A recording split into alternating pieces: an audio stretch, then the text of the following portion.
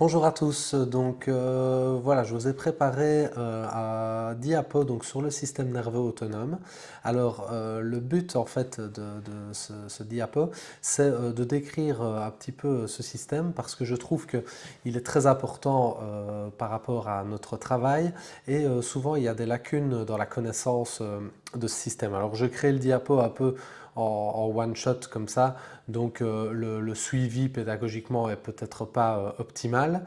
Et alors en fait ce que je vais faire ici, c'est je vais chaque fois vous lire la dia et puis donc rajouter ici à l'oral certaines données pratiques ou théoriques si ça me semble nécessaire. Alors vous allez voir que de temps en temps sur une diapo, je vais peut-être m'attarder et décrire certaines notions et puis on va arriver 5 dias plus loin et il y aura exactement la même notion que ce que j'ai déjà décrit, mais comme je vous le dis souvent, ceux qui me connaissent en cours, ce qui est bien avec les informations qui sont cohérentes, c'est de matraquer pour qu'à la fin vous les chantiez sans même vous en rendre compte. Donc après tout, se répéter, c'est pas tellement un problème. Alors vous m'excuserez, mais le système d'enregistrement ordinateur comme ça, j'ai bien galéré et donc s'il y a des petites lacunes à certains moments dans l'utilisation du stylet ou de l'enregistrement, vous m'excuserez. Alors donc on va entrer directement dans le vif du sujet. Alors donc le système nerveux autonome, pour faire une petite introduction, le système nerveux autonome est à mettre en parallèle, si on peut dire, avec le système nerveux somatique ou le système nerveux de relation. Alors le système nerveux autonome en ce qui nous concerne, donc c'est le système qui va réguler la vie interne de l'organisme et donc ce système nerveux va être divisé en deux grandes entités. On parle généralement donc du système nerveux orthosympathique et du système nerveux parasympathique. Alors ces deux systèmes donc, vont travailler sous forme d'équilibre les uns avec les autres dans certaines parties de l'organisme. Par contre, dans d'autres parties, comme dans les membres supérieurs et les membres inférieurs, vous n'aurez que des informations orthosympathiques neurovégétatives. Ce qui veut dire que dans ces zones-là de l'organisme, donc les membres, vous n'aurez qu'un contrôle ortho, c'est-à-dire l'orthosympathique va s'activer ou se désactiver en fonction des besoins de l'organisme. Alors, pour commencer la description ici, donc sur la première diapositive, je vous parle des ganglions et des plexus. Alors, il faut savoir donc que les informations neurovégétatives sont créées au niveau du système nerveux central, rien n'y échappe, et donc ces informations ortho- et parasympathiques vont être véhiculées par certains faisceaux neurologiques avant donc de se rejoindre dans ce qu'on appelle donc les ganglions et plexus neurovégétatifs. Alors, ces ganglions et plexus sont situés dans différentes cavités donc, de l'organisme, et alors ici, donc, je vais vous décrire la cavité crânienne, la cavité thoracique, la cavité abdominale et le bassin. Je vais prendre le laser et voilà. Donc on va parler du crâne, du thorax, de l'abdomen et du bassin. Donc comme je l'ai dit, les membres supérieurs, je ne vais pas trop en parler dans cette vidéo puisqu'il n'y a qu'un contrôle orthosympathique à visée somatique et donc je vous décrirai le système nerveux orthosympathique plus en détail histoire que vous compreniez de quoi je parle. Mais donc si on prend le crâne, le thorax, l'abdomen et le bassin, dans chacune de ces cavités, vous avez donc des ganglions et plexus qui sont donc, je le répète, le lieu où se réunissent les informations ortho- et parasympathiques. Donc, votre système nerveux central, en fonction du contexte dans lequel vous vous trouvez et des afférences qu'il va enregistrer, va créer des réponses orthosympathiques et parasympathiques. Ces réponses ortho- et parasympathiques vont être mélangées au niveau des ganglions et plexus avant donc de rejoindre leurs organes cibles. En fonction du contexte, certains organes vont être stimulés et d'autres organes vont être inhibés. Alors, pour ce qui est donc du crâne, on parle ici essentiellement de ganglions neurovégétatifs et pas tellement de plexus. Alors pourquoi? Parce qu'en réalité, dans le crâne, les ganglions sont assez espacés les uns des autres. Un plexus, si vous voulez, c'est comme une toile d'araignée, c'est un amas de structures. Et vu que dans le crâne, les ganglions sont bien espacés les uns des autres, on ne parle pas en ces termes, donc on utilise le mot ganglion puisqu'on a une belle séparation anatomique entre les différentes structures. Et donc, pour ce qui est du crâne, vous aurez ce qu'on appelle donc le ganglion ciliaire, le ganglion otique, ou plutôt les ganglions, puisqu'il y en a deux à chaque fois, les ganglions sphénopalatales, les ganglions sublingaux et les ganglions submandibulaires. Alors, si on passe au thorax, eh bien dans le thorax, vous avez deux plexus neurovégétatifs. Vous avez un plexus cardiaque de Brisberg qui est situé sous la crosse de l'aorte. Je vous rappelle que la crosse de l'aorte est plus ou moins à hauteur de la quatrième vertèbre dorsale. On peut même des fois voir sur la face antérieure du corps vertébral une marque qui est faite par cette aorte. Et vous avez donc le plexus bronchopulmonaire. Ce plexus bronchopulmonaire est situé dans le médiastat postérieur. Alors, ici, donc, vous voyez, on parle de plexus, c'est-à-dire qu'on a encore plusieurs ganglions, mais ces ganglions étant proches, on a une espèce de amas ganglionnaire qu'on va donc nommer plexus.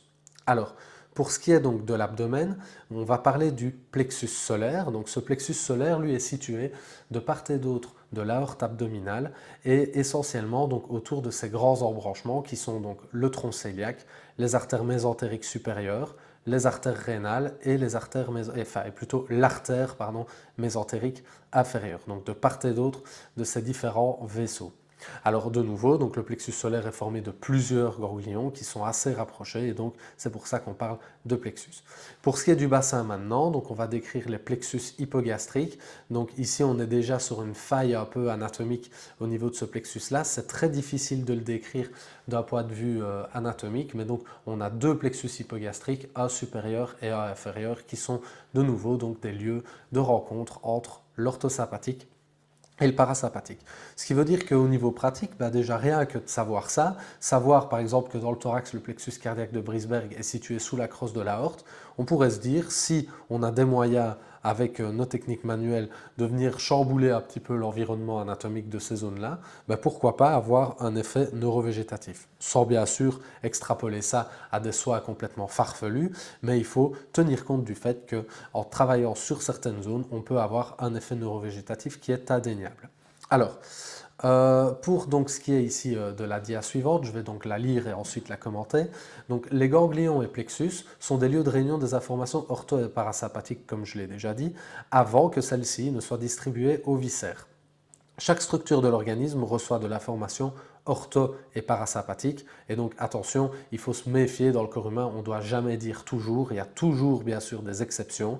Et par exemple, les médulosurrénales, qui sont donc les glandes chargées de sécréter de l'adrénaline et de la noradrénaline entre autres, noradrénaline et adrénaline étant les neurotransmetteurs et hormones du système nerveux orthosympathique, on comprend que ces glandes ne sont pas sous contrôle parasympathique mais uniquement contrôle orthosympathique. Alors, une autre remarque, il ne faut pas oublier donc, que le système nerveux orthosympathique, on peut le diviser en deux unités fonctionnelles. Je le décrirai bien sûr beaucoup plus attentivement et beaucoup plus spécifiquement après. Mais donc, ce système nerveux orthosympathique peut être divisé donc, en une branche somatique et donc une branche viscérale.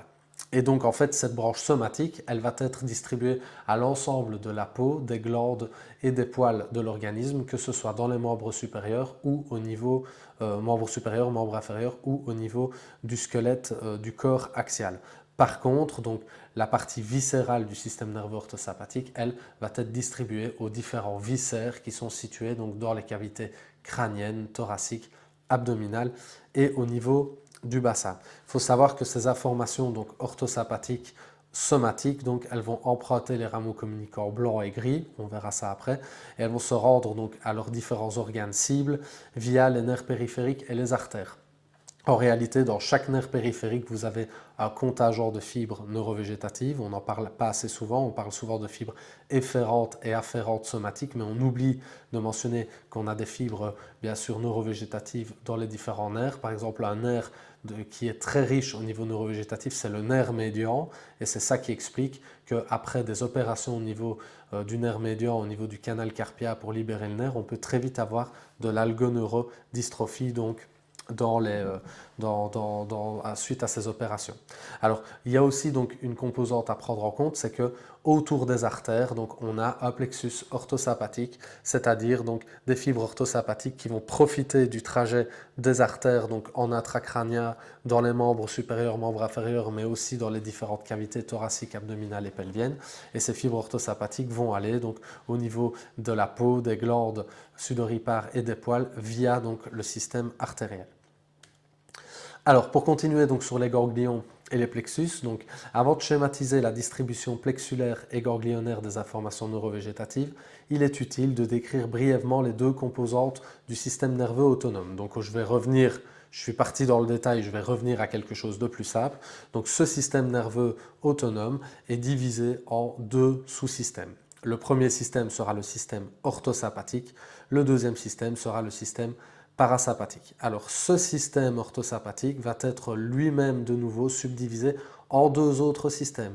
Un système somatique avec des fibres qui vont être distribuées à l'ensemble du corps humain via donc les nerfs périphériques et les plexus périartériels, et donc un système orthosympathique viscéral qui lui va être distribué uniquement aux viscères qui se trouvent dans le crâne, dans le thorax, dans l'abdomen et dans le bassin. Alors, le système parasympathique, lui, ça commence à devenir un peu plus compliqué car en fait, donc ces informations à ce système parasympathique, elles vont émerger de différentes zones. Elles vont émerger du plancher du quatrième ventricule, mais également au niveau du tractus intermédio-médial situé donc dans la moelle épinière au niveau SA, S2, S3, S4. Donc on a deux centres qui sont assez éloignés les uns des autres. Par exemple, pour l'orthosympathique, je ne l'ai pas encore dit, mais ça allait venir de toute manière, les centres au niveau du système nerveux central orthosympathique, ils sont situés dans la moelle épinière entre les niveaux C8 et L2, donc entre le 8e niveau cervical médulaire et le deuxième niveau lombaire médulaire. On appelle cette zone donc le tractus intermédio-latéral ou la colonne de Clark, et donc cette colonne de Clark est de nouveau divisée en différentes parties suivant les différentes régions ciblées donc par le système, par les informations orthosympathiques. Il y aura des schémas après dans le diapo pour comprendre tout ça. Donc pour en revenir au parasympathique, on a deux zones cette fois-ci, donc on n'a pas uniquement une seule zone comme par exemple l'orthosympathique pour la colonne de Clark, mais ici pour le parasympathique on a deux zones. On a donc le plancher du quatrième ventricule avec les émergences des différents nerfs crâniens dans lequel donc on a une colonne neurovégétative qui va créer donc des informations parasympathiques. Et donc je le répète, on a dans les derniers segments médulaires, donc SA, S2, S3, S4, une zone qu'on appelle le tractus intermédio-médial qui crée aussi donc des informations parasympathiques en fonction des circonstances. Alors, le parasympathique ici, donc, vous voyez deux systèmes, deux zones dans lesquelles les informations sont créées.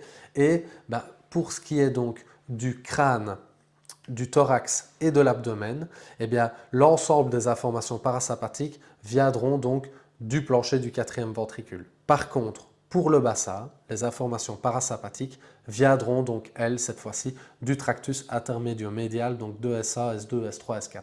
Donc, le bassin reçoit des informations parasympathiques de la moelle épinière, tandis que le crâne, le thorax et l'abdomen reçoivent donc des informations parasympathiques qui viennent du plancher du quatrième ventricule.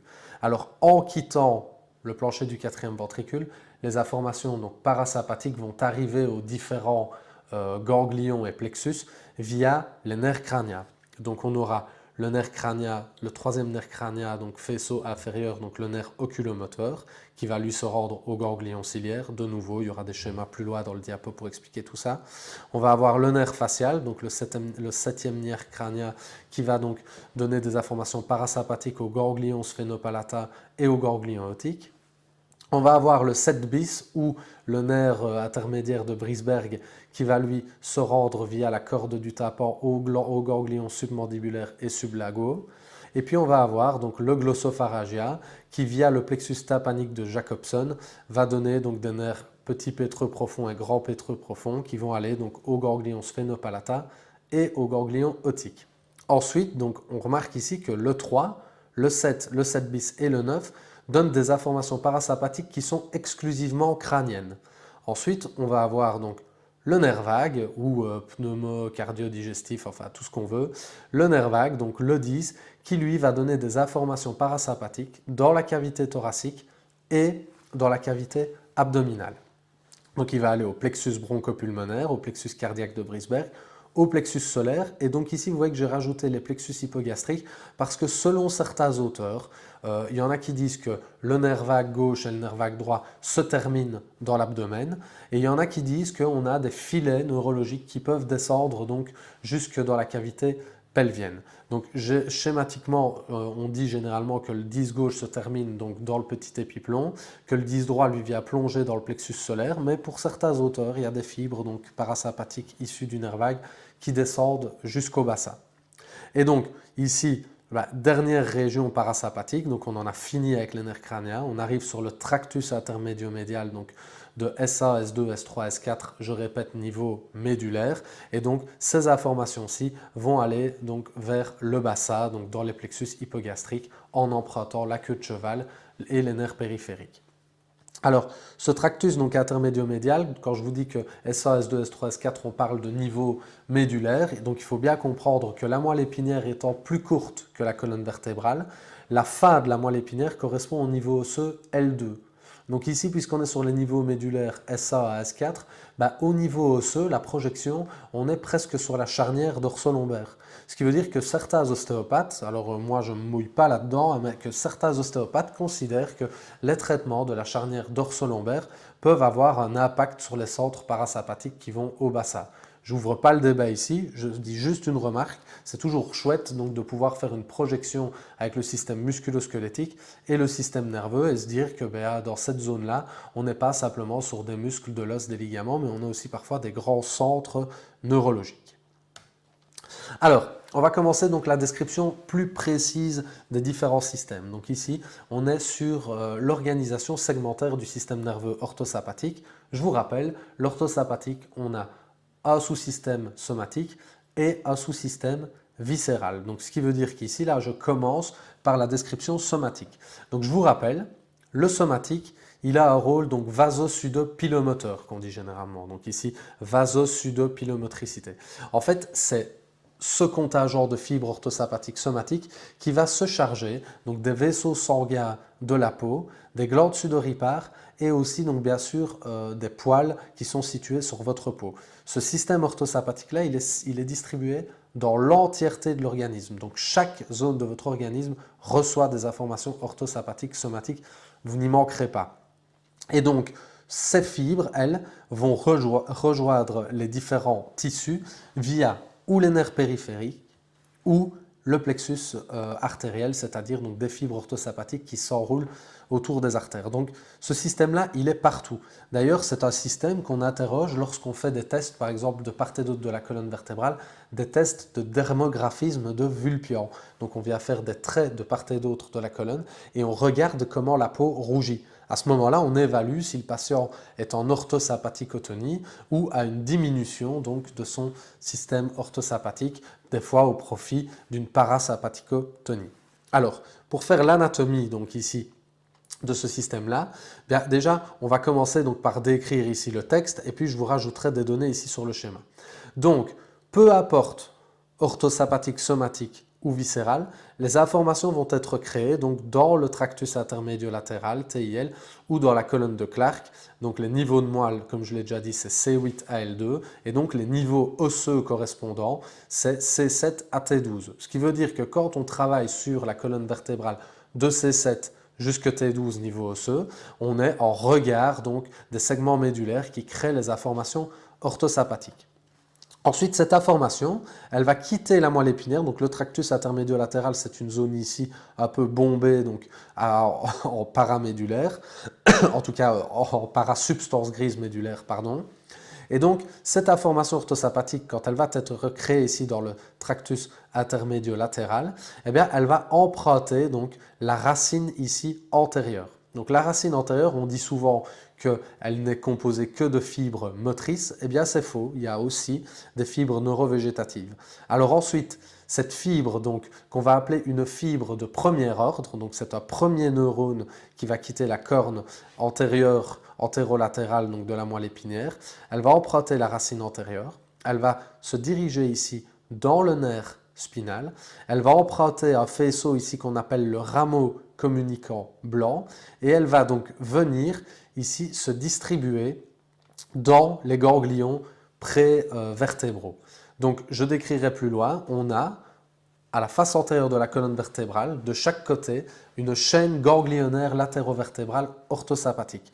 Dans cette chaîne ganglionnaire ici, donc tous ces ganglions-là qui sont situés de part et d'autre de la colonne à la face antérieure, vous avez donc la première synapse entre un neurone donc orthosympathique somatique qui sort de la moelle épinière et un deuxième neurone qui lui va se diriger directement vers les tissus qu'il doit innerver en empruntant ou le nerf périphérique ou le système artériel.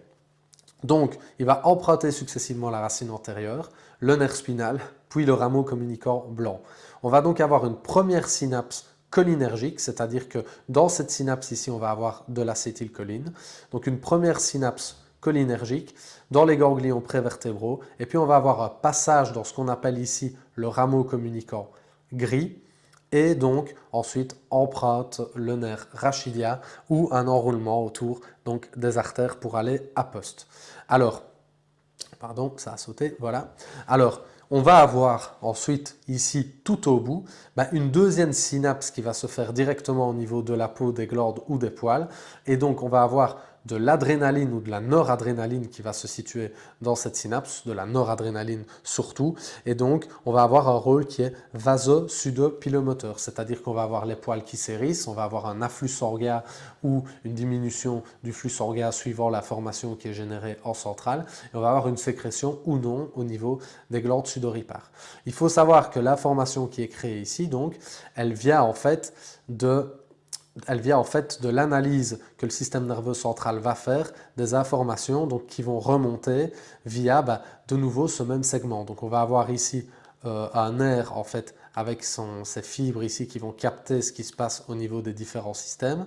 Ce nerf donc va emprunter la branche postérieure dans laquelle son corps cellulaire se trouve, et puis donc cette branche postérieure va continuer de véhiculer les informations, et on va avoir ici une synapse qui va se faire donc entre les fibres afférentes neurovégétatives et les fibres efférentes. Je rappelle donc aussi, je précise ici à nouveau que dans cette synapse ici, il s'agit de nouveau d'acétylcholine. Donc on a de l'acétylcholine dans la première synapse, on va dire entre les fibres afférentes et les premières fibres efférentes.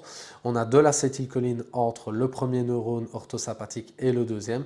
Et par contre ici, tout au bout, avant le poste, on a donc de la noradrénaline qui est sécrétée. Et donc ce système nerveux somatique, il est dans tout l'organisme. Aucune zone de l'organisme n'y échappe et il a un rôle donc, qui est vasosudopilomoteur. Alors, on va maintenant parler donc, du système orthosympathique viscéral. Donc, c'est le deuxième contingent de fibres orthosympathiques. Alors, on va parler donc, de son départ jusqu'à sa fin. Donc ici, il y a un départ qui se trouve donc, dans le tractus intermédiolatéral ou donc dans la colonne de Clark, comme pour le somatique. Donc je rappelle que ce sont les niveaux de moelle C8 à L2, donc les niveaux osseux C7 à D12, et que donc en travaillant la colonne vertébrale de C7 à D12, on peut savoir qu'on est en regard des centres orthosympathiques. Ensuite donc, on a le tractus intermédiolatéral qui génère l'information, le neurone de premier ordre qui va emprunter la racine antérieure, qui va ensuite emprunter le nerf spinal, et puis il va passer donc de nouveau dans ce rameau communicant blanc, donc dans le même canal que la première fibre à visée somatique. Ensuite, lui, il va passer, donc ce système viscéral, ce premier neurone viscéral, il va passer dans le ganglion, mais sans faire synapse dans ce ganglion. Et il va ensuite donc sortir de ce ganglion par un faisceau neurologique que l'on appelle le nerf splanchnique. Splanchnique, ça fait référence en réalité aux viscères.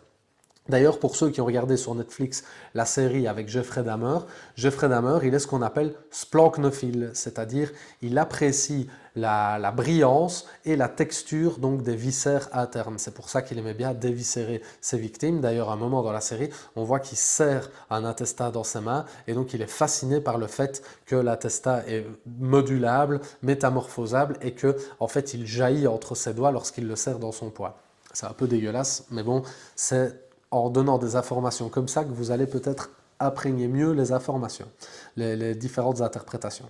Donc, ce neurone de premier ordre viscéral orthosympathique emprunte la racine antérieure, il passe dans le nerf spinal, il passe dans le rameau communicant blanc, il traverse le ganglion prévertébral sans faire synapse, il passe donc dans ce qu'on appelle le nerf splanchnique et il va arriver au niveau ganglion préviscéraux, donc qui sont situés proches des viscères, et ces ganglions-ci, en fait, ce sont les différents ganglions que j'ai décrits à la première dia. Donc les plexus pour ce qui est de la cavité thoracique, abdominale et pelvienne, et les différents ganglions crâniens quand on est dans la boîte crânienne. Donc ici, à la première dia, tous ces ganglions et plexus que je décris, en réalité, sur ce schéma ici, il s'agit de ces ganglions-là qui sont interconnectés les uns aux autres. Et donc là, on va avoir la première synapse entre le neurone de premier ordre et le neurone de deuxième ordre. Et dans cette synapse, on a de nouveau de l'acétylcholine. Et ensuite, lorsque l'acétylcholine va être déversée ici au niveau de la synapse, un autre afflux va partir vers le viscère, donc via un neurone de deuxième ordre. Et donc dans la paroi du viscère ici, on va avoir une synapse dans laquelle on a de la noradrénaline qui est sécrétée. Et donc ça va moduler en fonction de l'information qui est créée en centrale l'activité du viscère. Alors cette fibre ici, elle a donc un rôle vaso-tropho-lyso-sécréto-moteur. Donc elle va agir sur la vascularisation, sur la trophicité, sur l'activité des muscles lisses, sur la capacité de sécrétion ou non des différents viscères qu'elle va donc cibler. Alors si vous voulez en réalité connaître l'action du système nerveux orthosympathique viscéral sur un viscère, il suffit de se poser une petite question par rapport à une mise en situation. Donc en réalité, le système nerveux orthosympathique, c'est celui qui va vous permettre de fuir face à un danger ou de vous battre. De vous battre ou de fuir face à un danger. Alors, imaginons que vous avez un lion qui rentre dans une pièce, vous allez donc le visualiser et vous allez avoir donc une information neurovégétative qui va en ressortir. Là, lorsque le lion va rentrer dans la pièce, vous n'allez sans doute pas vous battre avec lui, sauf si vous êtes bien armé, mais vous allez surtout décider de partir en courant. Il faut se demander si, lorsque vous allez partir en courant, le viscère sur lequel vous vous interrogez doit entrer en activité ou pas. Je m'explique. Si, quand vous voulez fuir le lion, une information orthosympathique arrive à votre cœur, il faudrait, pour que vous puissiez vous sauver, que votre cœur batte plus vite, plus fort, pour créer plus d'afflux sanguin dans les différentes zones de l'organisme qui en ont besoin, comme par exemple vos muscles ou vos poumons. Alors pour ce qui est par exemple des poumons, pareil, pour courir, fuir lorsque le lion vous attaque, vous devez pouvoir emmagasiner beaucoup d'oxygène. Donc c'est cohérent si on dit que le système nerveux orthosympathique viscéral va plutôt créer une bronchodilatation et une augmentation du métabolisme pulmonaire. Par contre, lorsque vous courez pour fuir le lion, vous n'avez pas besoin de votre système digestif par exemple. Ce n'est pas le moment où votre corps va mobiliser de l'énergie pour digérer, il va surtout mobiliser de l'énergie pour courir. Donc peu importe le viscère sur lequel vous vous interrogez, vous vous dites l'action orthosympathique viscérale sur ce viscère, si vous voulez connaître l'activité, il suffit de se dire j'ai un lion qui veut me bouffer. Quand le lion veut me bouffer, mon système nerveux orthosympathique monte en intensité et donc est-ce que j'ai besoin de ce viscère pour fuir le lion? Vous n'avez pas besoin de votre foie pour fuir le lion. Vous avez besoin de vos muscles, vous avez besoin de vos poumons, vous avez besoin de votre cœur, vous avez besoin d'avoir une vision qui est bien performante à ce moment-là, mais vous n'avez pas besoin que le métabolisme de votre foie ou que le métabolisme de vos testicules aille plus loin. Ça va? Donc je ne vais pas rentrer plus dans les détails, je pense que vous m'aurez compris. Alors, il faut noter encore une remarque ici. Donc, la composante viscérale ne se retrouve pas dans les membres. Il n'y en a pas dans les membres supérieurs et inférieurs, étant donné qu'il n'y a pas de viscères dans les membres supérieurs et inférieurs. Ou en tout cas, beaucoup moins de composantes viscérales à ce niveau-là.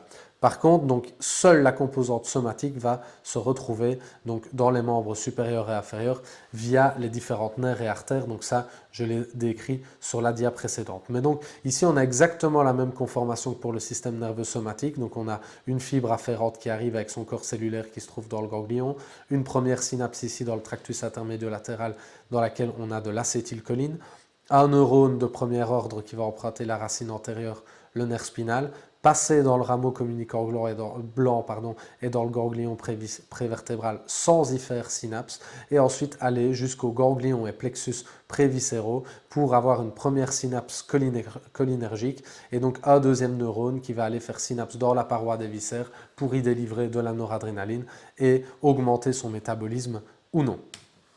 Alors, maintenant que j'ai décrit donc les deux unités du système nerveux orthosympathique, donc somatique et viscéral, j'ai juste envie de mettre une petite dia et de faire une remarque donc sur le concept de métamérisation de Capor-Rossi. Loin de moi l'idée de critiquer qui que ce soit, c'est juste une petite remarque et une réflexion, puisque moi, quand j'étais dans mes études d'ostéo, on nous parlait beaucoup de Capor-Rossi en nous disant un peu que c'était la grande vérité. Donc je vais vous donner mon point de vue là-dessus. Donc, selon l'auteur, il semblerait que des informations orthosympathiques viscérales spécifiques soient véhiculées au sein de chaque ganglion prévertébral.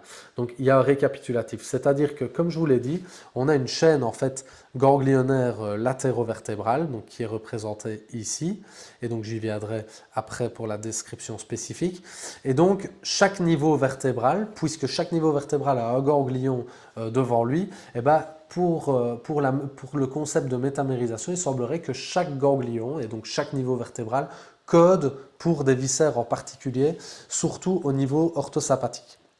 Donc vous avez ici chaque fois à gauche les niveaux vertébraux et vous avez à droite ici donc les niveaux, les organes ou viscères qui sont sous tutelle de ce niveau. Et donc pour ceux qui croient au concept de métamérisation, eh bien, agir sur un segment vertébral permettrait de moduler la formation neurovégétative qui arrive à un viscère et vice-versa. Travailler sur un viscère permettrait de moduler ce qui se passe donc, au niveau neuromyofacial d'un étage vertébral. Alors moi, ce que j'en pense, c'est que schématiser le corps humain comme ça de manière très uniforme, c'est toujours risqué.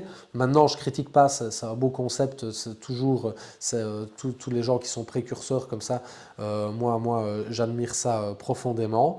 Mais en fait, on remarque que par exemple ici, pour ce qui est du cœur, donc les coronaires et le myocarde, on a uniquement la première et la deuxième vertèbre dorsale. Alors on décrit aussi parfois la première côte, mais on a uniquement la première et la deuxième vertèbre dorsale.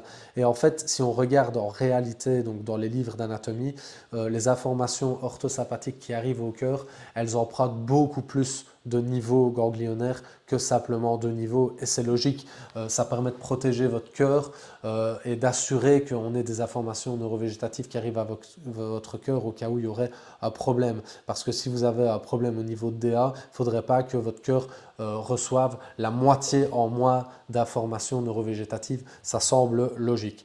Donc c'est pas mal de lier une vertèbre à les viscères qui correspondraient au niveau ganglionnaire, mais voilà, c'est pas aussi simple. D'ailleurs, le concept de métamérisation, en réalité, il lie donc les paires de racines antérieures et postérieures d'un niveau médulaire à l'ensemble des structures qui sont innervées par cette paire de racines antérieures et postérieures. Donc, on est aussi sur la peau, les ligaments, les vaisseaux sanguins, les tissus articulaires, les tissus musculaires et les tissus viscéraux. Mais bref, ici, le but, c'est pas de faire un cours de métamérisation.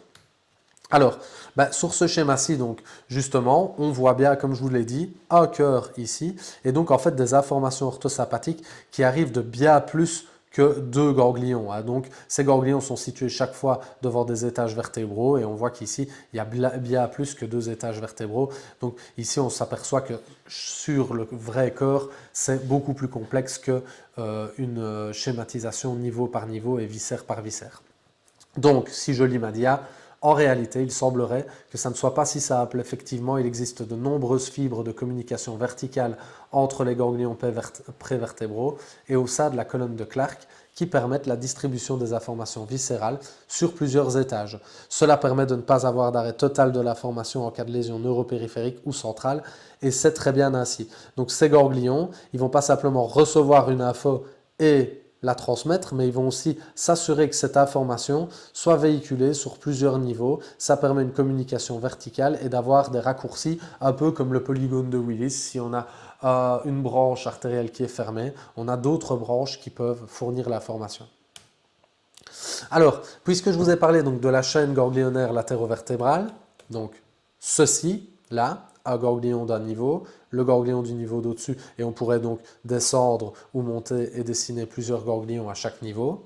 Eh bien, cette chaîne latérovertébrale, ici, on la voit de face. Donc une chaîne ganglionnaire ici latérovertébrale. Alors en réalité, cette chaîne, elle est fermée en haut et elle est fermée en bas. Donc c'est un circuit qui est fermé. Alors, on va décrire ici les différents niveaux, juste pour faire la correspondance par rapport à la zone anatomique dans laquelle ce ganglion se trouve. Et de nouveau, ça permet de se dire, tiens, si ce ganglion est devant telle vertèbre, quand je vais venir manipuler ou travailler cette vertèbre, en fonction de l'intensité et de l'énergie que je vais transmettre à ce segment vertébral, je vais alors ici percuter le ganglion plus ou moins fort et donc perturber plus ou moins fort la qualité du système nerveux orthosympathique. Donc ça, c'est une notion déjà pratique qui est très très intéressante parce que d'un patient à l'autre, on va pouvoir peut-être moduler l'intensité de notre manipulation et de notre technique pour bousculer ou non son système nerveux orthosympathique. Il y a des gens, vous les voyez rentrer dans le cabinet, vous savez très bien que si vous y allez trop fort avec eux, leur corps, leur système nerveux va interpréter le soi plus comme une agression que comme un soi. Et il y a des gens chez qui vous voyez que vous pouvez vous permettre d'aller peut-être un petit peu plus fort, mais de nouveau, c'est au cas par cas. Et ce qui est ennuyant ici, c'est que c'est très difficile de trouver le curseur, le juste curseur. Et ça, ça vient sans doute avec l'expérience. On fait des fois peut-être des bêtises, on y va trop fort, ou des fois pas assez. Et c'est ça après qui fait que on va progresser et pouvoir s'adapter plus vite en fonction de nos expériences passées. Alors, je m'excuse, je buvais un petit coup. Donc, cette chaîne ganglionnaire latérovertébrale, donc comme je l'ai dit, c'est un circuit fermé. C'est-à-dire qu'on a un ganglion au sommet et un ganglion tout en dessous qui viennent donc tous les deux fermer donc la boucle ganglionnaire. Alors, pour ce qui est donc du ganglion le plus supérieur, on l'appelle le ganglion de Reeves. Il paraît qu'il est, qu'il est inconstant, donc on n'a pas toujours cette vision ganglionnaire, parfois on a juste des fibres qui viennent communiquer. Alors ce ganglion de Reeves, il est situé donc sur l'artère communicante antérieure, donc à la face antérieure du polygone de Willis. Ensuite, donc, ces fibres orthosympathiques vont emprunter le système artériel, sortir du crâne ou entrer dans le crâne, ça dépend dans quel sens on y va, et rejoindre donc le ganglion cervical supérieur. Ce ganglion cervical supérieur, il est de chaque côté situé à la face antérieure de l'OA, donc du complexe articulaire occiput-atlas-axis. Donc en manipulant l'OA, pourrait avoir un effet sur ce ganglion cervical supérieur. Ensuite, on a une longue fibre ici de transmission verticale. Et puis, on va arriver donc au ganglion cervical moyen. Ce ganglion cervical moyen est situé à la face antérieure des vertèbres C5, C6. De nouveau, un travail de C5, C6 pourrait modifier ou non la qualité d'information qui passe par ce ganglion. Puis, on a un ganglion donc cervical inférieur qu'on appelle également le ganglion stellaire. Et ce ganglion stellaire est, semblerait-il, posé sur donc, la première côte. Ensuite, on va avoir de nouveau plusieurs ganglions.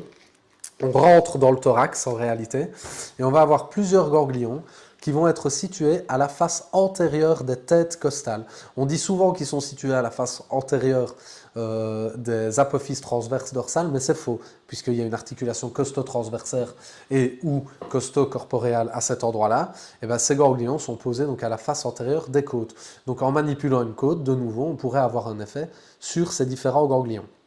Ensuite, donc, on rentre dans la sphère lombaire. Alors, en lombaire, on a 5 paires ganglionnaires. Et donc, ces ganglions lombaires, ils sont situés donc, dans la boutonnière du muscle grand psoas. Donc, ce muscle grand psoas, en plus d'être un beau facteur d'irritation du plexus lombaire pour ses liens avec les différentes branches antérieures et postérieures du plexus, enfin les branches antérieures du plexus dorso-lombaire, il va pouvoir ici aussi abriter les différents ganglions neurovégétatifs.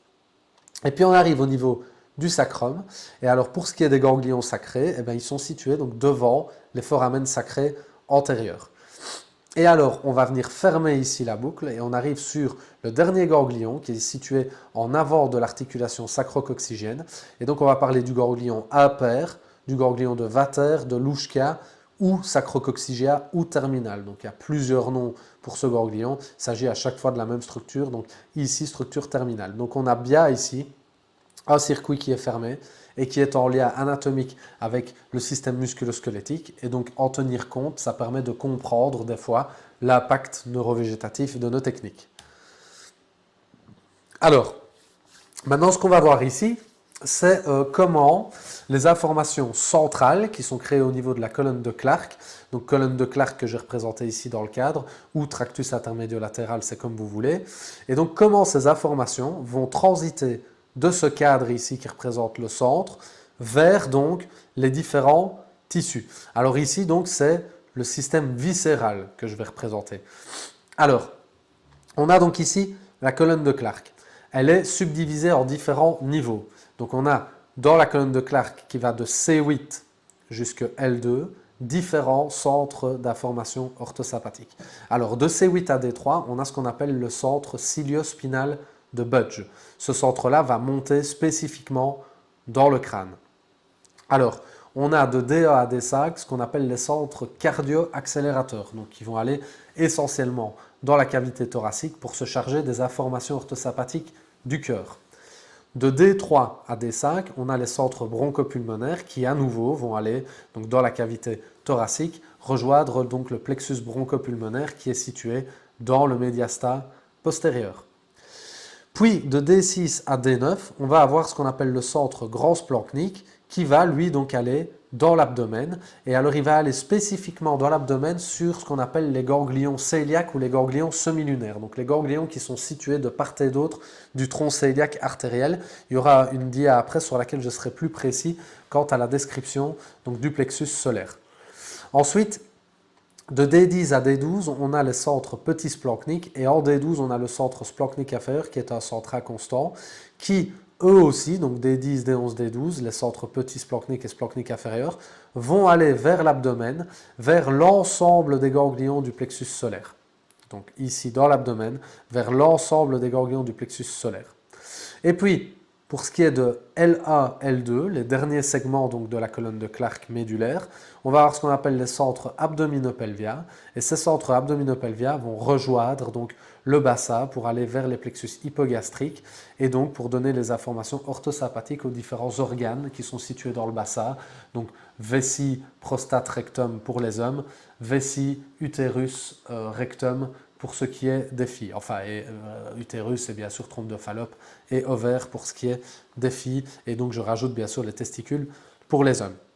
Alors en fait, quand donc, les différentes infos vont quitter cette colonne de Clark, ben, vous allez voir que celles qui vont quitter C8 à D3, donc le centre ciliospinal de Budge, pour aller vers les ganglions crâniens, eh ben, ils vont emprunter donc, les artères carotides, ménagées, vertébrales.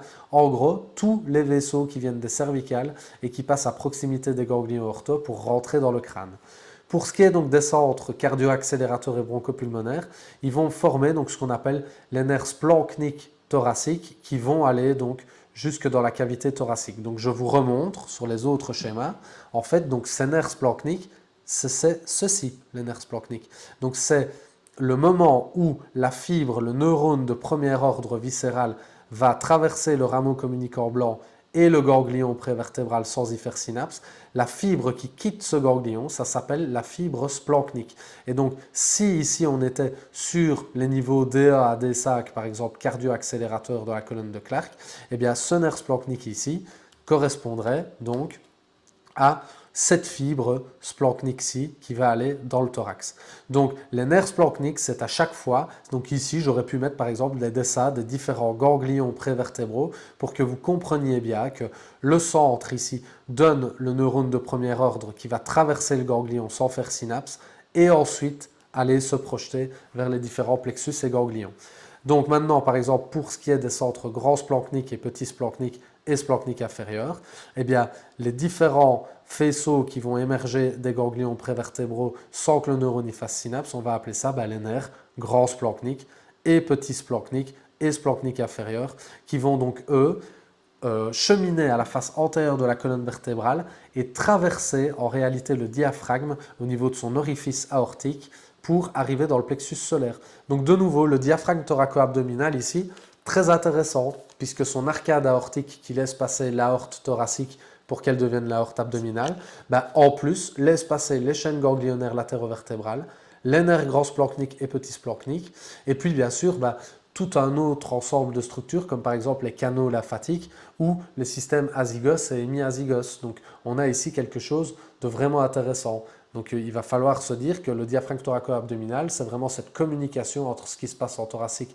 et au niveau de l'abdomen. Et donc, dans nos soies, c'est pour ça que quand on traite un diaphragme thoraco-abdominal, on a des fois des effets qui sont très étonnants. Pour ce qui est maintenant des centres abdominopelviens, les informations qui vont quitter le tractus intermédiolatéral vont emprunter soit des nerfs splanchniques, soit certaines fibres de la queue de cheval pour ensuite émerger à la face antérieure du sacrum et venir se jeter donc dans les plexus hypogastriques ou plexus hypogastriques de lit. Donc vous voyez que information créée au niveau des centres, passage dans les ganglions sans faire synapse pour ce qui est du viscéral, et ensuite les différents nerfs splanchniques qui vont dans les différentes cavités. Donc vous voyez qu'ici, là, il n'y a pas de membres supérieurs et de membres inférieurs qui sont représentés, étant donné que le système orthosympathique viscéral va dans les 4 cavités, mais pas dans les membres supérieurs et inférieurs.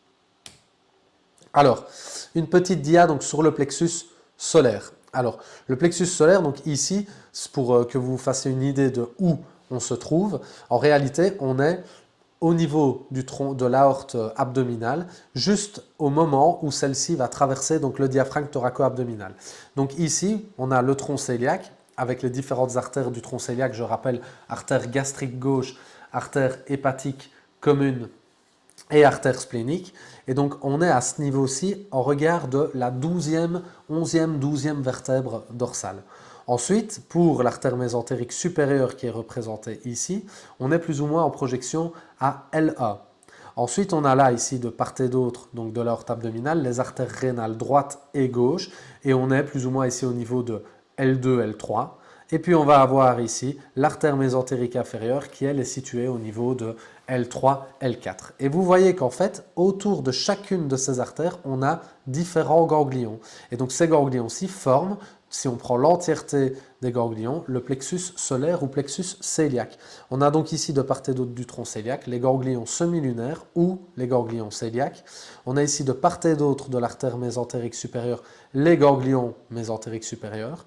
On a ici à proximité des artères rénales les ganglions aortico-rénaux. Et ici de part et d'autre de l'artère mésentérique inférieure les ganglions mésentériques inférieurs. Alors, les informations orthosympathiques qui arrivent à ces ganglions viennent du nerf grand splanchnique pour ce qui est des ganglions semilunaires et viennent des nerfs petits splanchniques et splanchniques inférieurs pour l'ensemble des autres ganglions et également les ganglions semilunaires. Donc le grand splanchnique se projette uniquement dans les ganglions semilunaires. Petit splanchnique et splanchnique inférieur se projettent dans l'ensemble des ganglions du plexus solaire. Pour ce qui est du parasympathique maintenant, vous voyez ici que les informations parasympathiques du plexus solaire viennent essentiellement du nerf vague droit. Et regardez par exemple ici, on voit qu'on a une communication vers le plexus hypogastrique. Donc le plexus hypogastrique, c'est assez spécial, on a des fibres de communication verticales qui viennent quand même de la cavité abdominale et donc pas seulement du tractus intermédio-médial de SEA à S4 ou des centres abdominopelviens LA, L2 pour l'orthosympathique. Alors, on va parler maintenant un peu plus du système nerveux parasympathique, étant donné qu'on a parlé beaucoup de l'ortho. Et donc, pour ce qui est de l'organisation du système parasympathique crânien, je vais vous lire la dia et puis je vais donner différentes explications. Donc, maintenant que nous avons fait la description de l'ortho, nous allons voir comment le para va le rejoindre via les différents nerfs crâniens et les centres donc, du tractus intermédio-médial de SEA à S4. Hormis pour le bassin, entre parenthèses et encore, les centres parasympathiques émergent du plancher du quatrième ventricule et plus précisément de la colonne neurovégétative. Donc je vous rappelle, comme je l'avais dit ici au début de la présentation, le parasympathique, les informations centrales vont émerger ou du plancher du quatrième ventricule ou du tractus intermédio-médial de SA à S4 segment médulaire.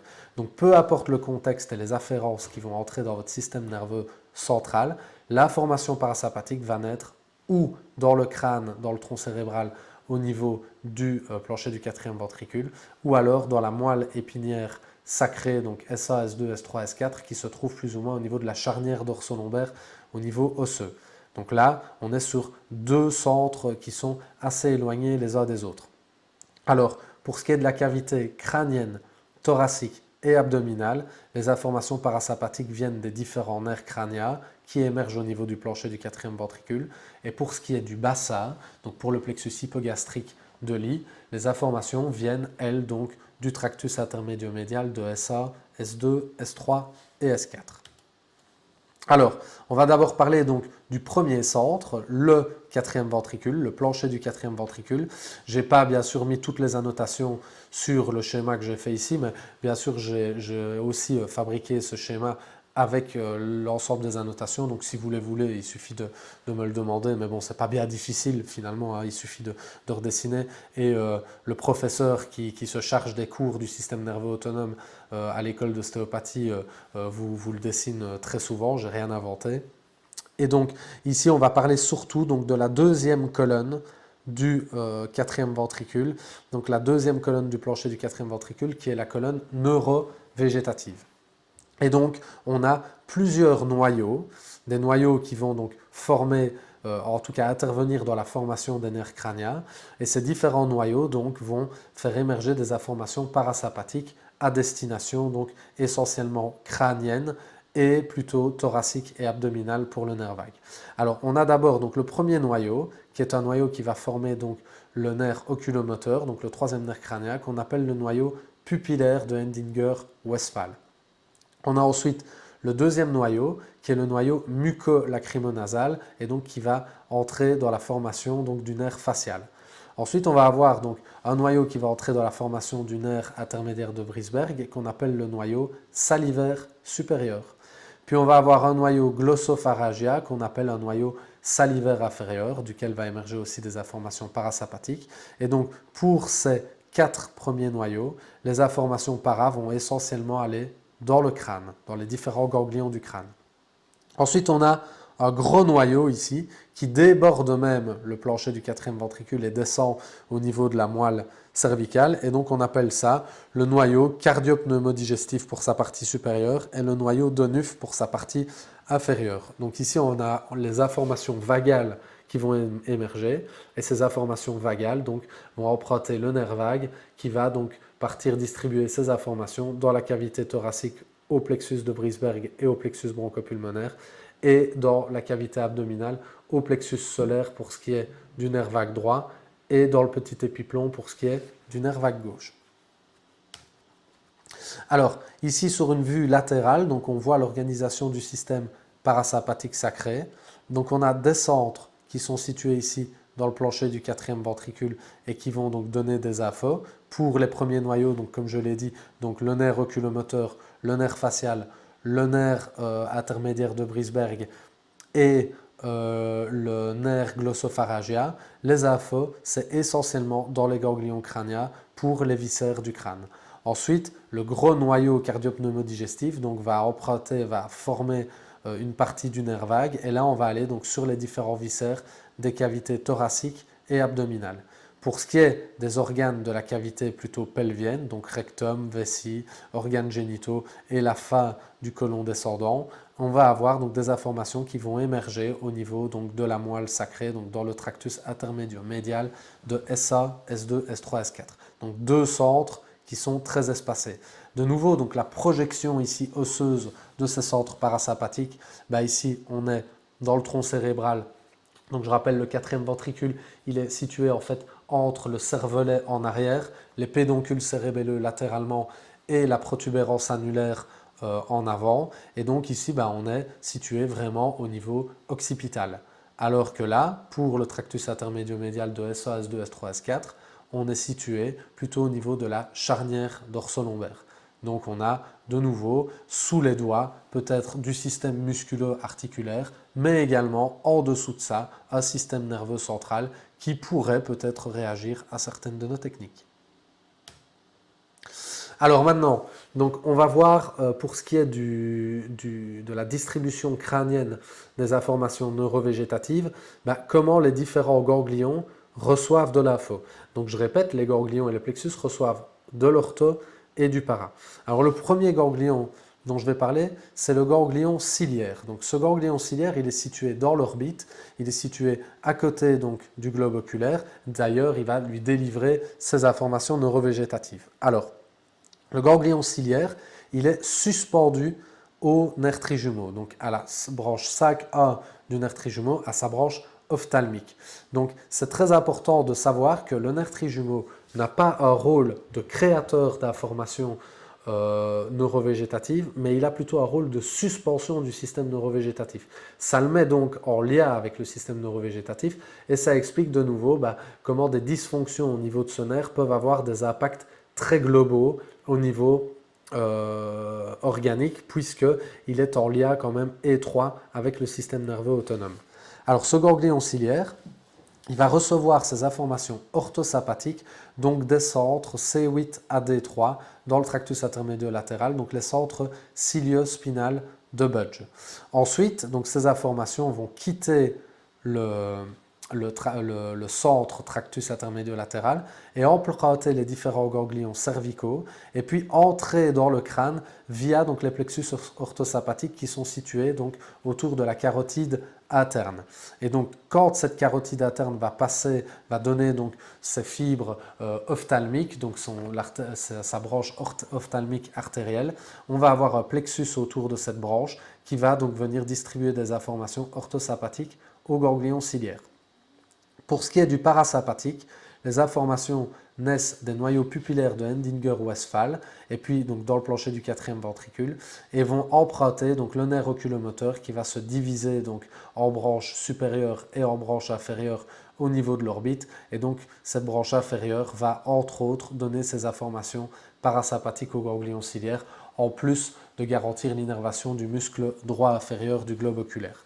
Donc ces infos vont être mélangées ici dans le ganglion et sortir du ganglion en efférence sous forme de nerfs ciliaires courts pour aller assurer donc l'innervation neurovégétative du globe oculaire. Donc par exemple la contraction ou la décontraction de la pupille et tout ce qui est afflux sanguin ou non dans l'œil. Alors, deuxième ganglion à décrire, donc le ganglion sphénopalatin. Alors le ganglion sphénopalatin, on en parle souvent. En fait, il existerait apparemment des techniques qui permettraient de venir travailler son environnement en endobuccal. Il faut quand même savoir qu'il est situé assez haut dans le crâne. Donc dire qu'en mettant un doigt en bouche derrière l'arcade dentaire supérieure, on peut venir stimuler le ganglion sphénopalatin, c'est peut-être un peu fort. Par contre, donc, si vous regardez l'anatomie d'un crâne en endobuccal, vous avez à côté, à la face médiale des dernières dents, deux canaux, donc grand palatin et petit palatin. Et là, on a des fibres qui viennent de ce ganglion sphénopalatin, donc des fibres efférentes de ce ganglion sphénopalatin qui pourraient être stimulées en travaillant avec des massages en endobuccal. Mais toucher le ganglion sphénopalatin, c'est quand même optimiste de partir de ce postulat-là. Alors, ce ganglion sphénopalatin, son apport neurovégétatif, il est quand même assez complexe. Donc pour ce qui est de l'orthosympathique, eh bien, c'est les informations orthosympathiques qui arrivent au ganglion sphénopalatin, elles viennent de toute la hauteur de la colonne de Clark, donc toute la hauteur du tractus intermédiaire latéral. Ensuite, elles vont emprunter donc, le plexus carotidien externe pour arriver donc, au niveau de ce ganglion. Donc l'orthosympathique, ce n'est pas encore trop compliqué. Par contre, les informations parasympathiques, elles vont venir de deux nerfs différents. Donc on va avoir le premier ici, le noyau mucolacrymonasal, donc qui est situé dans le plancher du quatrième ventricule, donc ici. Ce noyau mucolacrymonasal va emprunter le nerf facial. Et le nerf facial, lorsqu'il va se trouver donc dans l'os temporal, va créer donc une branche grande pétreuse superficielle. Cette branche grande pétreuse superficielle va emprunter l'hiatus de Fallope qui est situé à la face antérieure de la pyramide pétreuse de l'os temporal. Elle va traverser le trou déchiré antérieur donc, qui est situé entre la pointe de la pyramide pétreuse de l'os temporal et le sphénoïde. Et puis donc va rejoindre en réalité les fibres parasympathiques qui viennent du nerf glossopharyngien pour former le nerf vidia qui va traverser le canal vidia. Et donc en réalité, donc le canal vidia, il faudrait que je le représente ici.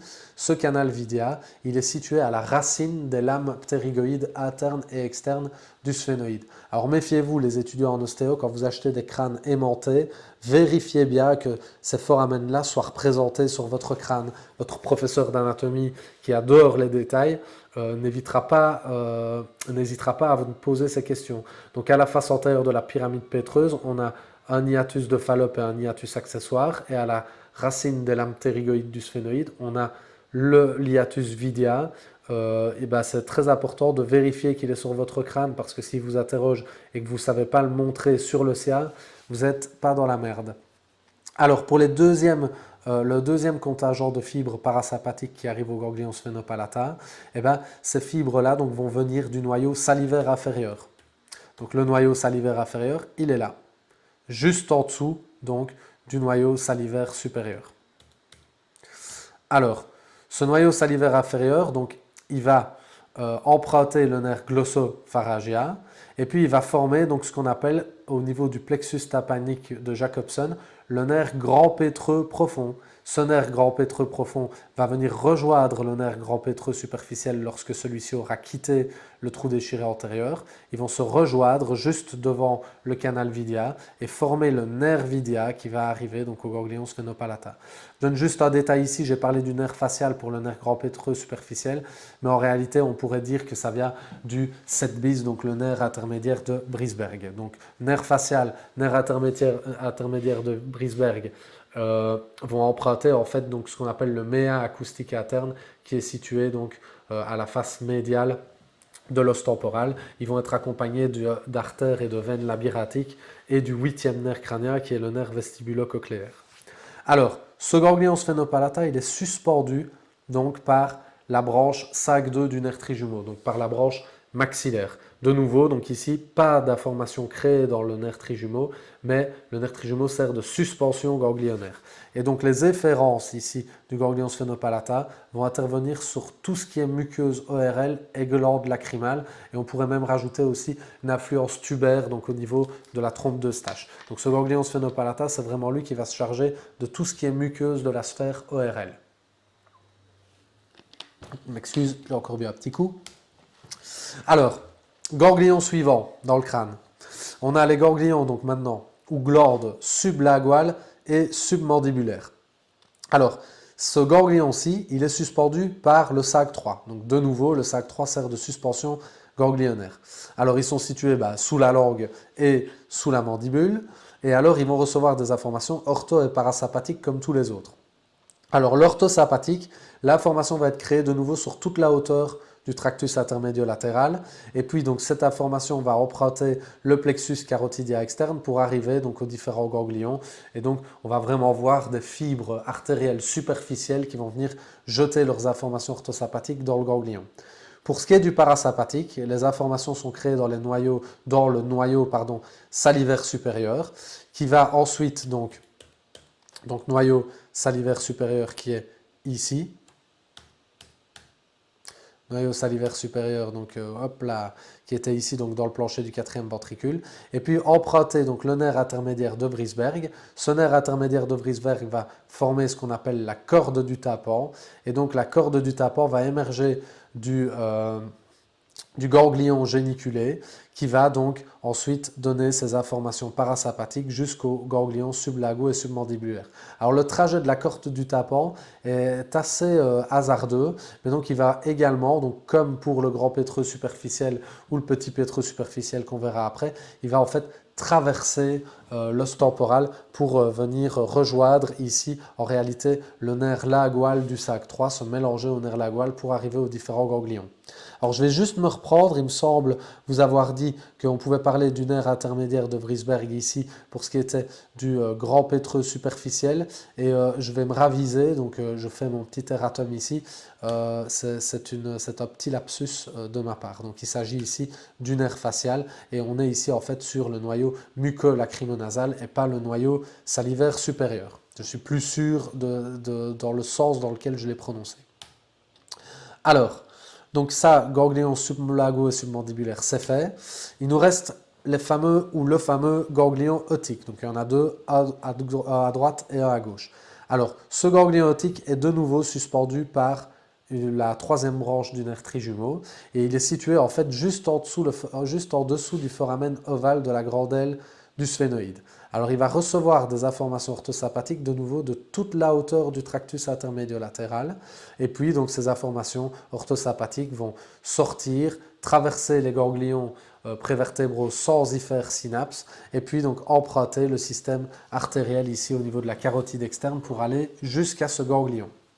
Pour ce qui est du parasympathique, comme pour le ganglion sphénopalatin, on a deux contingents parasympathiques qui arrivent au ganglion otique. Le premier contingent ici donc via du nerf glossopharyngéen, donc qui vient donc du noyau salivaire inférieur du plancher du quatrième ventricule. Et donc on va avoir le plexus tympanique de Jacobson qui va former le nerf petit pétreux profond. Alors le plexus tympanique de Jacobson, donc vous avez remarqué, qui va permettre de créer les fibres grand pétreux profond et les fibres petit pétreux profond. Donc les fibres grandes pétreuses profondes pour le ganglion sphénopalatin et les petits pétreux profonds pour le ganglion otique. Alors le parasympathique, donc comme je vous l'ai dit, il y a deux parties pour le ganglion otique.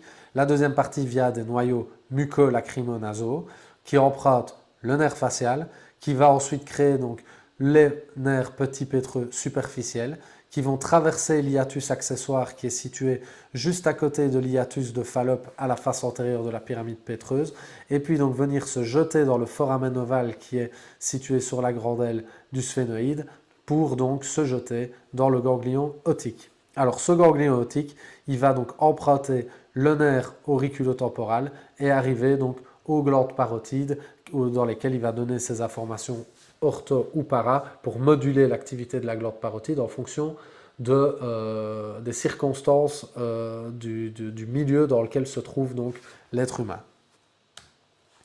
Alors, si maintenant on doit schématiser donc les informations parasympathiques en fonction des différentes cavités. Donc, comme je vous l'avais dit, on a différents centres ici parasympathiques qui vont donner des informations qui vont arriver donc dans les cavités crâniennes, thoraciques, abdominales et pelviennes. Alors pour ce qui est donc des ganglions situés dans le crâne, les informations parasympathiques viennent donc du troit inférieur, du facial, de l'intermédiaire de Brisberg et du nerf glossopharyngéen. Donc ce schéma-ci, il résume bien tout ce qu'on vient de voir avant et donc pour le détail des ganglions, je vous invite à revenir aux dia précédentes. Alors, on a ensuite donc le 10 droit et le 10 gauche, c'est donc le nerf vague droit et le nerf vague gauche, eux, ils vont donc donner des informations au plexus cardiaque de Brisberg qui est situé sous la crosse de l'aorte et donc les informations parasympathiques qui arrivent au cœur viennent des nerfs vague droit et nerfs vague gauche. Alors ces nerfs vague droit et nerfs vague gauche, quand ils vont être dans le thorax et qui vont donner des infos au plexus cardiaque de Brisberg, ils vont également donner des infos donc, au plexus bronchopulmonaire qui se trouve dans le médiastat postérieur et donc moduler l'activité pulmonaire en fonction des circonstances. Alors votre 10 droit, lui, il va aller se terminer donc dans le plexus solaire pour donc donner les informations parasympathiques à l'ensemble des viscères donc péritonéaux. Et le 10 gauche, lui, il va se terminer plutôt dans le petit épiplon, mais de nouveau, en fait, autour de l'œsophage dans le thorax. Le nerf vague gauche va se situer à la partie antérieure, le nerf vague droit à la partie postérieure de l'œsophage, mais on a en fait une connexion entre les différentes fibres du nerf vague gauche et du nerf vague droit. On parle même de plexus péri-œsophagien, et donc c'est difficile de dire si c'est exclusivement le 10 droit qui se jette dans le plexus solaire et si c'est pas plutôt un peu les deux. Et donc, pour terminer, le plexus hypogastrique maintenant qui est situé donc dans le petit bassin et qui va donc donner les informations neurovégétatives ortho et para aux organes qui sont situés dans le bassin, reçoit donc ces informations parasympathiques soit du tractus intermédio-médial de S1 à S4 et pour certains auteurs du 10 droit qui pourrait donc se projeter verticalement pour descendre jusque dans la cavité pelvienne. Alors, donc en fait, ceci va donc clôturer le diapo. Et donc, ce que je voulais vous dire ici, c'est que à l'oral, c'est quand même compliqué ici dans une petite projection qui va même pas dépasser 1 heure, je pense. C'est compliqué de vous faire un fil conducteur vraiment bien tracé sur le système nerveux autonome. Il y a beaucoup de choses à dire. J'aurais pu faire beaucoup plus de liens. Par contre, voilà, j'invite toutes les personnes qui sont intéressées par la présentation que je viens de faire à me contacter peut-être par email ou via les différents réseaux sociaux pour que je leur fournisse le diaporama. Et voilà, le diapo ici, moi je l'ai fait rapidement. Le but c'était d'essayer de résumer les grandes lignes du système nerveux autonome. Euh, et vous, bien sûr, vous pouvez prendre ce diapo et puis modifier un peu les schémas ou annoter un peu plus pour que ce soit plus lisible pour vous.